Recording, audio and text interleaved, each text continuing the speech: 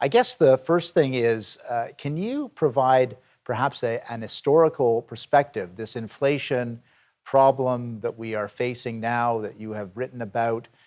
There's screaming headlines, worst in 4 decades and so on. Give us a little bit of a tour around inflation and why this is of such historic proportions.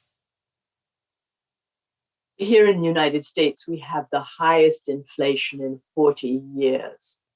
We just heard 2 days ago that the producer price index was up to 10%. Inflation is close to 8% in terms of consumer prices. Everybody is seeing that gas prices are high, electricity prices are high, food prices are high, and this is very politically unpopular with the Biden administration, of course. And the reason this is because there were vast amounts of stimulus funds that were put out at the same time as asking people to stay home, which made sense in the first months of the pandemic in 2020. But when it got to 2021 and the economy was growing at about 6 or 7% a year, an additional $1 trillion of spending did not make any sense.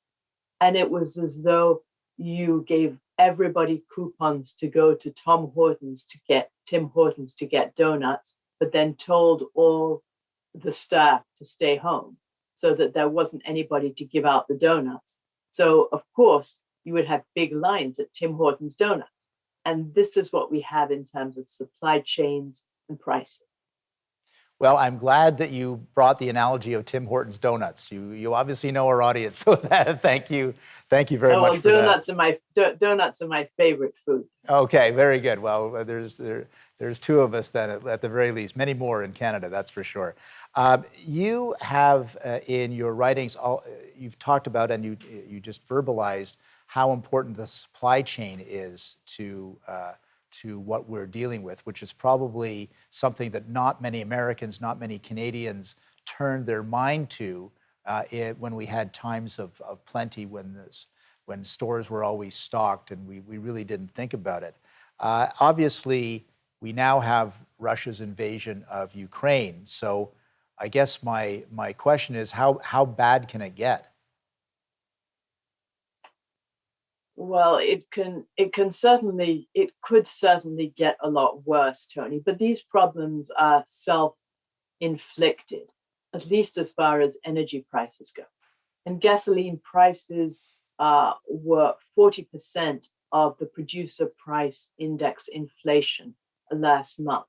We can do more to use the North American oil platform to reduce oil and gas prices. And ending the Keystone XL pipeline was a big mistake on President Biden's terms. He did this the first day in office, and it's time to revisit that decision because the Russian oil that is not coming to the United States can be replaced with Canadian oil if we had the means to get it down here. It's the same kind of heavy crude that can be processed in our refineries here in the United States into gasoline, which would be very helpful in lowering gas prices for millions of Americans. We're just about to take a commercial break. We're talking with Diana Furchtgott-Roth. She is an adjunct professor of economics at George Washington University. And I'm glad that you mentioned Keystone Pipeline because it is very perplexing to Canadians, I must say, that in this time of crisis, the pipeline is not being built, but the United States is going cap in hand to Saudi Arabia, Venezuela, all these other places with perhaps not the best interests in mind for the U.S.